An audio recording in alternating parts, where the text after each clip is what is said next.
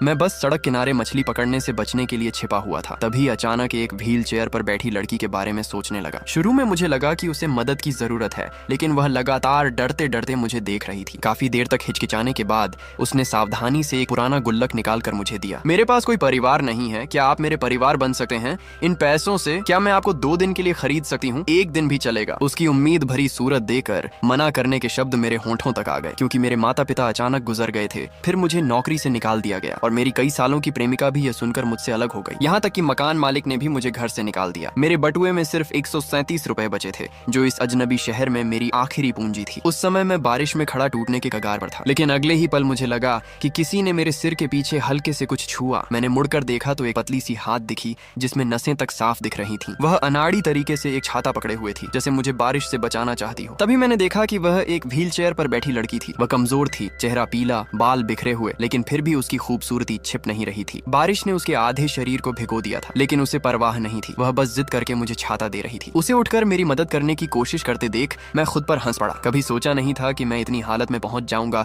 कि एक विकलांग लड़की मेरी चिंता करेगी। लेकिन मैं धन्यवाद भी नहीं कह पाया था कि वह धीरे धीरे पीछे की ओर फिसलने लगी। तभी मुझे एहसास हुआ कि यह ढलान है। मैं छाता छोड़कर तुरंत उसके पीछे दौड़ा। हर बार जब वह व्हील चेयर रोकने की कोशिश करती, वह और तेज फिसलने लगती। आखिरी पल में मैंने व्हील चेयर पकड़ ली, लेकिन छाता उड़कर सीधे उसके सिर पर गिरा और वह मुझे एक पहियों वाले मशरूम जैसी लगी। मैंने तुरंत छाता हटाकर पूछा, तुम ठीक हो? लड़की ने हैरानी से सिर हिलाया। मैंने पूछा, इतनी रात को अकेले क्यों बाहर हो? लेकिन पूछते ही मुझे पछतावा हुआ। यह सवाल किसी खराब आदमी जैसा लग रहा था। वह सच में डर गई और खुद को व्हील चेयर में समेट लिया। मैं बस घूमने आई थी। घर जाओ, परिवार चिंतित होगा। मेरा कोई परिवार नहीं है। कल मेरी दादी चली गई। मैं समझ गया कि मैंने गलत सवाल पूछा और मेरे मन में एक डरावना ख्याल आया। एक विकलांग लड़की बिना परिवार के कैसे जिएगी? लेकिन यह मेरी चिंता का विषय नहीं होना चाहिए था, क्योंकि मैं खुद को भी नहीं संभाल पा रहा था। शायद अपराध बोध के कारण मैंने उसे घर छोड़ने का फैसला किया। जब मैं उसे लिफ्ट तक ले गया और वापस जाने लगा तो उसने मेरा कपड़ा पकड़ लिया। भीग जाओगे, ठंड लगेगी। मैं मन ही मन मुस्कुराया। वह खुद इतनी डरी हुई थी, फिर भी मेरी चिंता कर रही थी। मैंने कहा, ऐसा करो, छाता मुझे दे दो, कल वापस कर दूंगा। अब घर जाओ, रात को बाहर रहना सुरक्षित नहीं है। वह और डर गई, लेकिन फिर भी मेरा कपड़ा नहीं छोड़ा। मैं समझ गया कि वह मुझे रोकना चाहती है, तो मैंने उसे ऊपर तक छोड़ने का फैसला किया। लेकिन जब मैं ऊपर पहुंचा तो देखा कि उसका घर वहां नहीं था, बल्कि उससे भी ऊपर बारिश से भीगी छत पर था। वहां कोई रैंप या लिफ्ट नहीं थी, सिर्फ फिसलन भरी सीढ़ियां थी। मैं सोच भी नहीं सकता था कि वह लड़की इतनी हिम्मत से नीचे आती होगी। वह बहुत हल्की थी, इसीलिए मैं उसे और उसकी व्हील चेयर को उठाकर ऊपर ले गया। दरवाजा खोलते ही मैंने देखा कि कमरे के बीच में एक काले सफेद फोटो रखा था। उसकी दादी की तस्वीर थी, जो मुस्कुरा रही थी। दरवाजे के पास कचरे के बैग पड़े थे, क्योंकि उनके लिए सफाई करना भी मुश्किल रहा होगा। ये सब समझते हुए मेरे मन में सवाल और बढ़ गए। इतनी डरी हुई लड़की रात में बाहर क्यों गई थी? जैसे ही मैं जाने लगा, उसने अचानक पूछा। मैं चौंक गया, लेकिन उसकी साफ आंखों ने मेरे मन के सारे शक दूर कर दिए। तभी मुझे एहसास हुआ कि उसकी समझ ठीक नहीं है। उसे यह भी पता नहीं कि किसी अजनबी आदमी को घर लाना कितना खतरनाक है। मैंने मजाक में उसे समझाया, अजनबियों को घर लाना खतरनाक होता है, खासकर मेरे जैसे आदमी को। वह तुरंत घबरा गई, जैसे कोई बच्चा गलती कर दे। मैंने गंभीर होकर कहा, मुझसे वादा करो, आगे से किसी अजनबी को घर नहीं लाओगी। वह बोली, अगर आप नहीं जाओगे तो यह अगली बार नहीं गिना जाएगा। मैंने गहरी सांस ली। मुझे उसकी अकेलेपन की भावना समझ आ रही थी, लेकिन मैं कोई संत नहीं था और सामने एक असहाय लड़की थी। कौन जाने कब मेरे अंदर का अंधेरा बाहर आ जाए। मेरी जिंदगी पहले ही बर्बाद है, कम से कम तुम्हें इसमें मत घसीटो। मैंने कहा, मैं जानता हूँ कि तुम्हें किसी की जरूरत है,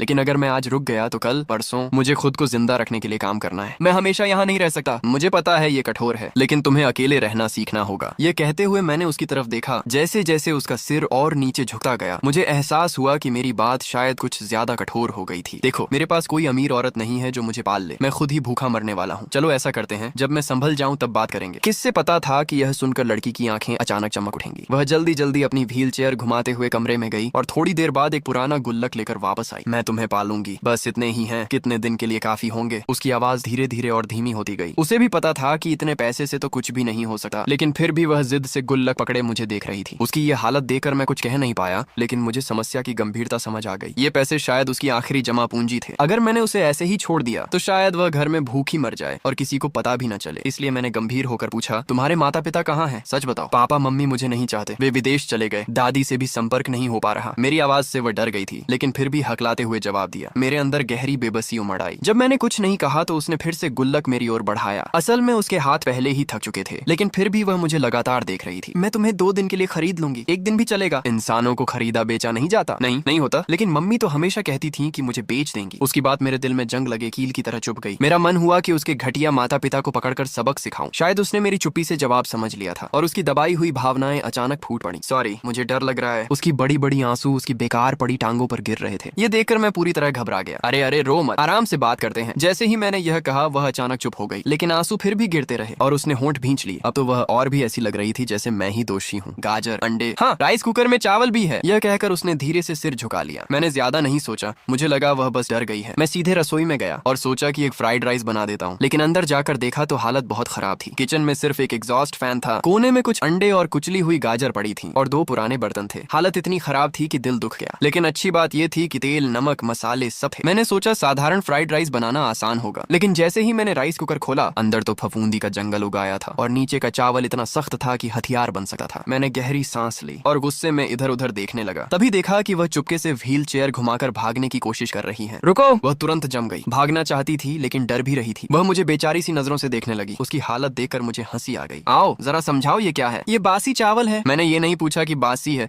पूछा कितने दिन पुराना है। 3 दिन या 4 दिन। वाह, 3-4 दिन में इतना बढ़िया फंगस उगा लिया। राइस कुकर ही खराब है, उसने धीरे से बड़बड़ाया। मैंने सोचा चलो मेरी ही किस्मत खराब है, लेकिन बर्तन धोते धोते मुझे अचानक एक और डरावनी बात याद आई। तुमने कितने दिन से खाना नहीं खाया? 2 दिन। उसने सिर झुका लिया और उसी समय उसका पेट भी जोर से गुर्राया। अब मुझे सब समझ आ गया, वह भूख से बेहाल थी। मैंने तुरंत बर्तन साफ किए और खाना बनाना शुरू किया। वह चुपचाप बाहर बैठी थी, कभी कभी झांक कर मुझे देखती। असल में राइस कुकर को देख रही थी। करीब 20 मिनट बाद मैं गरम गरम फ्राइड राइस लेकर आया, लेकिन कमरे में खाने की मेज तक नहीं थी। तभी उसने जादू की तरह एक फोल्डिंग टेबल और मैट निकाल लिया। मैंने उसे चम्मच दिया, वह तुरंत बड़ा कौर लेकर बिना फूके खा गई। गरम है, धीरे खाओ, कोई छीन नहीं रहा। मैंने भी छका, ठीक था। अजीब बात यह थी कि यह सुनकर वह अचानक चुप हो गई और तेजी से खाने लगी। पहले लगा कि वह बहुत भूखी है, लेकिन आधे में ही उसके आंसू फिर से बहने लगे। लेकिन वह खाना खाते रही। फिर रो क्यों रही हो? मैं डर गया, कहीं खाना खराब तो नहीं बना। लेकिन वह मुस्कुरा दी। मुझे दादी याद आ गई, वह भी हमेशा ऐसा ही कहती थी। मैं कुछ और कहने ही वाला था कि उसके चेहरे की उस मासूम मुस्कान ने मुझे रोक दिया। उस पल मेरा दिल हल्का हो गया। मानना पड़ेगा मैं थोड़ा सा प्रभावित हो गया था। नहीं, मैंने खुद को थप्पड़ मार लिया, जिससे वह डर गई। मैंने उसे शांत किया और सोचा कि उसे कुछ जरूरी चीजें सिखाकर चला जाऊंगा। मैंने पूछा, तुम पढ़ाई कहाँ तक की हो? उसकी उम्र के हिसाब से कम उसे स्कूल पूरा करना चाहिए था, लेकिन यह सवाल उसे असहज कर गया। काफी देर सोचने के बाद उसने धीरे से कहा, मिडिल स्कूल तक। क्यों? क्लासमेट्स मेरा मजाक उड़ाते थे, मुझे बहुत दुख होता था। दादी ने फिर मुझे जाने नहीं दिया, लेकिन मैं सह सकती थी। मैंने गहरी सांस ली। लंबे समय तक घर में रहने से वह समाज से कट गई थी और अब उसकी दादी भी नहीं रही। उसकी मानसिक उम्र शायद वहीं रुक गई थी। मैं समझ गया कि पढ़ाई का रास्ता लगभग बंद हो चुका है। मैंने पूछा, सरकार की कोई मदद मिलती थी? मुझे नहीं पता। मैं और परेशान हो गया। तभी उसने अचानक कहा, वो क्या मैं आपके लिए एक ड्राइंग बना सकती हूँ? मुझे डर है कि आप चले जाओगे और वापस नहीं आओगे। बात पूरी होने से पहले ही वह जल्दी से अपने कमरे में चली गई। मैं जिज्ञासा से उसके पीछे गया और फिर दरवाजा खोलते ही मैं चौंक गया। ऐसा लगा जैसे मैं रंगों से भरे किसी जादुई आसमान में आ गया हूँ, लेकिन छत के पास एक हिस्सा खाली था। मुझे लगा शायद वह व्हील चेयर की पहुंच की सीमा होगी। मुझे पेंटिंग बहुत पसंद है। जैसे ही उसने यह कहा, उसकी आंखों में आत्मविश्वास चमक उठा। लेकिन मैं सोच भी नहीं सकता था कि दीवार पर पेंटिंग करना उसके लिए कितना मुश्किल रहा होगा। वह खुशी खुशी अपना स्केचबुक निकालकर कभी मुझे देखती, कभी ड्राइंग बनाती। आधे घंटे से भी कम समय में उसने मेरी एक तस्वीर बना दी। मैंने उसके हल्के कांपते हाथों से स्केचबुक लिया और जैसे ही देखा मैं हैरान रह गया। तस्वीर में मैं बारिश की रात में झुका हुआ था, हाथ में एक फ्राइड राइस था और एक छोटी सफेद बिल्ली मेरे पैंट को पकड़कर उसे देख रही थी। मुझे उम्मीद नहीं थी कि उसकी नजर में मेरी ऐसी छवि होगी। लेकिन ये बिल्ली कहाँ से आई? उसने जवाब नहीं दिया, बस कुछ कहने की कोशिश की, लेकिन उसके कान लाल हो गए। तभी मुझे समझ आया, वह बिल्ली असल में वही खुद थी। मैंने अनजाने में उसके सिर की तरफ देखा, जैसे सच में बिल्ली के कान ढूंढ रहा हूँ। लेकिन उसने मुझे शक और घबराहट भरी नजर से देखा और खुद को फिर से व्हील चेयर में सिकोड़ रख लिया। माहौल अजीब ना हो इसलिए मैंने बात बदल दी। क्या मैं तुम्हारी बाकी ड्राइंग देख सकता हूँ? उसकी ड्राइंग एक प्यारी और गर्मजोशी भरी डायरी जैसी थी। तभी मुझे एक आइडिया आया। मैंने मोबाइल निकाला और ऑनलाइन आर्ट की कीमत देखी। एक ऑर्डर के 30-50 रुपए मिल सकते थे, लेकिन उसके लिए यह भी काफी था। मैंने उसे एक क्यूट कार्टून अवतार दिखाया और पूछा कि क्या वह ऐसा बना सकती है। उसने हल्के से सिर हिलाया, लेकिन वह सिर्फ कागज पर बना सकती थी। डिजिटल ड्राइंग के लिए उसे प्रैक्टिस चाहिए थी। मैंने ऑनलाइन देखा, शुरुआती ड्राइंग टैबलेट करीब 100 रुपए में मिल सकता था। मेरे पास एक पुराना लैपटॉप भी था। मुझे डर था कि उसके पास फोन नहीं होगा, लेकिन उसने कहा कि है। जब उसने जेब से फोन निकाला, वो बहुत पुराना कीपैड फोन था। मैं अंदर से टूट गया। क्या ये चलेगा? मैंने सोचा फोन बाद में देखेंगे, क्योंकि मेरे पास खुद खाने के पैसे नहीं थे और ये सब रिस्क भरा था। मुझे लगा कि शायद मुझे ये सब छोड़ देना चाहिए, लेकिन उसकी आंखों की उम्मीद देकर मैंने फैसला कर लिया, जिंदगी वैसे भी खराब है, थोड़ा रिस्क ले ही लेते हैं। मुझे याद आया, मेरे माता पिता ने एक घर किराए पर लिया था जिसका 3000 रुपए का डिपॉजिट मिल सकता था। मैंने सोचा कल सरकारी मदद के बारे में पूछूंगा और खुद भी नौकरी ढूंढूंगा। 1-2 महीने निकाल सकते हैं, बाकी सब उसके ऊपर था। मैंने पूछा, क्या तुम ड्राइंग से पैसे कमाना चाहती हो? उसने तुरंत हाँ कहा। मैंने राहत की सांस ली। जब मैं जाने लगा तो उसने फिर से मेरा कपड़ा पकड़ लिया। कल क्या आप फिर आओगे? हाँ। वह फिर से धीरे धीरे मुस्कुराई। तुम्हारा नाम? समर। तुम्हारा? ओणम। अगले दिन सुबह मैंने मकान मालिक को फोन करके डिपॉजिट वापस मांगा। शायद मेरे हालात सुनकर उसने आधा महीने का किराया भी लौटा दिया। फिर मैं नौकरी ढूंढने गया और एक प्रिंटिंग शॉप में 3000 रुपए की नौकरी मिल गई। जब सब काम खत्म हुआ तो दोपहर हो चुकी थी। तभी मुझे याद आया, घर पर कोई मेरा इंतजार कर रहा है। मैं जल्दी जल्दी उसके घर भागा। लिफ्ट से निकलते ही मुझे जलने की गंध आई। मैं समझ गया कुछ गड़बड़ गड़बड़ है। मैं दौड़कर दरवाजा पीटने लगा। थोड़ी देर बाद दरवाजा खुला, अंदर से धुआं निकल रहा था। वह दरवाजे पर खड़ी खांस रही थी। तुम आ गए। मैंने राहत की सांस ली। फिर मैं भागकर किचन में गया। तुम क्या कर रही थी? मैं खाना बनाने की कोशिश कर रही थी। मैं गुस्से में था, लेकिन खुद को संभाला। अगर तुम फिर से खाना बनाओगी तो मैं तुम्हें ही पकाकर खा जाऊंगा। वह उदास हो गई। मेरा गुस्सा तुरंत खत्म हो गया। ठीक है, तुम बाहर जाओ, मैं खाना बनाता हूँ। वह चुपचाप बाहर चली गई। खाने के बाद उसने पेट सहलाया। वह बहुत कम खाती थी, लेकिन जल्दी भर जाती थी। मैंने मजाक किया, देखो पेट कितना गोल हो गया है। वह तुरंत शर्मा कर बोली, नहीं गोल नहीं है। मैंने देखा। अब उसकी बात करने की हिचक कम हो रही थी। मैंने कहा चलो बाहर चलते हैं। वह मान गई। मैंने कहा अपने सारे कागज ले आओ। वह थोड़ा घबरा गई। उसे लगा शायद मैं कुछ और सोच रहा हूँ। माहौल अजीब हो गया। मैं बाहर इंतजार करने लगा। मैं खुद भी कंफ्यूज था। वह बच्ची जैसी थी, लेकिन कुछ बातें समझ जाती थी। शायद बस भोली है, मैंने सोचा। तभी उसने दरवाजा थोड़ा खोलकर देखा और मुझे देखकर राहत की सांस ली। जल्दी आओ, नहीं तो ऑफिस में भीड़ लग जाएगी, और फिर अगर मैं थक गया तो तुम्हें नीचे फेंक दूंगा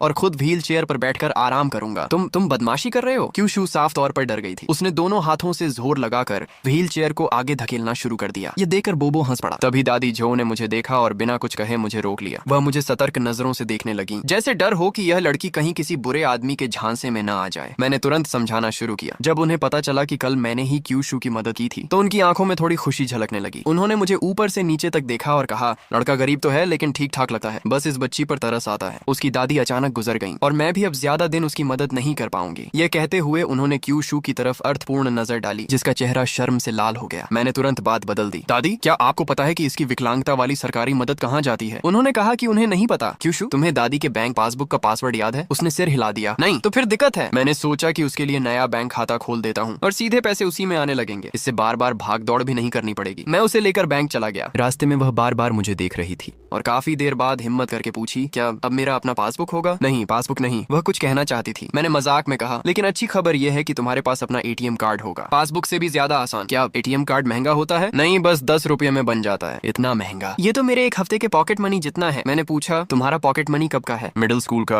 मैंने गहरी सांस ली और उसे देखकर फिर दुख हुआ। चिंता मत करो, मैं तुम्हें कमाने का तरीका सिखाऊंगा। तुम अपने पॉकेट मनी से कई गुना ज्यादा कमा सकती हो। सच? उसकी आंखों में सिर्फ उम्मीद थी। उसे पैसों का सही अंदाजा नहीं था। लेकिन बैंक पहुंचते ही उसकी सोशल एंजाइटी फिर से शुरू हो गई। जब कर्मचारी ने पूछा, क्या काम है, वह हकलाने लगी और मेरा कपड़ा पकड़ लिया, जैसे मैं ही उसका सहारा हूँ। मैंने इशारे से कहा, डॉक्यूमेंट खिड़की में दे दो, लेकिन उसने पूरा बैग ही अंदर डाल दिया। कर्मचारी भी हैरान रह गया। फिर भी काम सही से हो गया। उसका बैंक अकाउंट खुल गया और ऑनलाइन बैंकिंग भी चालू हो गई। अब उसे बार बार नीचे जाने की जरूरत नहीं होगी। जब हम आगे बढ़े, वह पूरे रास्ते कार्ड को कसकर पकड़े रही और बार बार मुस्कुरा रही थी। मैंने मजाक किया, सिर्फ एक कार्ड है, इतना खुश क्यों हो? कहीं कोई तुम्हें बच्ची समझकर ले ना जाए। तुम गलत बोल रहे हो। मैं बेवकूफ नहीं हूँ, सिर्फ तुम ही मुझे बेवकूफ कहते हो। तुम ही बुरे हो। ये सुनकर मैं चुप हो गया। अब लोग मुझे अजीब नजरों से देखने लगे। मैंने जल्दी से उसका सिर थपथपाया ताकि वह और कुछ ना बोले, लेकिन जैसे ही मैंने उसे छुआ, वह तुरंत चुप हो गई। मुझे एहसास हुआ कि यह ठीक नहीं था। मैंने तुरंत हाथ हटाया और माफी मांगी, लेकिन उसने उल्टा खुद को दोष दिया। कोई बात नहीं, मैं ही ज्यादा खुश हो गई थी। मुझे खुद पर गुस्सा आया। वह इतनी प्यारी लग रही थी कि मैं खुद को रोक नहीं पाया। मैंने जल्दी जल्दी सफाई दी। मुझे लगा बात खत्म हो गई, लेकिन कुछ सेकंड सोचने के बाद उसने अचानक कुछ कहा और ऐसा लगा जैसे वह चोरी चोरी मुस्कुरा रही हो। मैंने ज्यादा ध्यान नहीं दिया, सोचा शायद उसे तारीफ सुनकर अच्छा लगा। थोड़ी देर बाद हम सिविल ऑफिस पहुंचे। वहां पहले से बहुत भीड़ थी। वह आसपास के खुश जोड़ों को देख रही थी और अचानक पूछ बैठी, ये लोग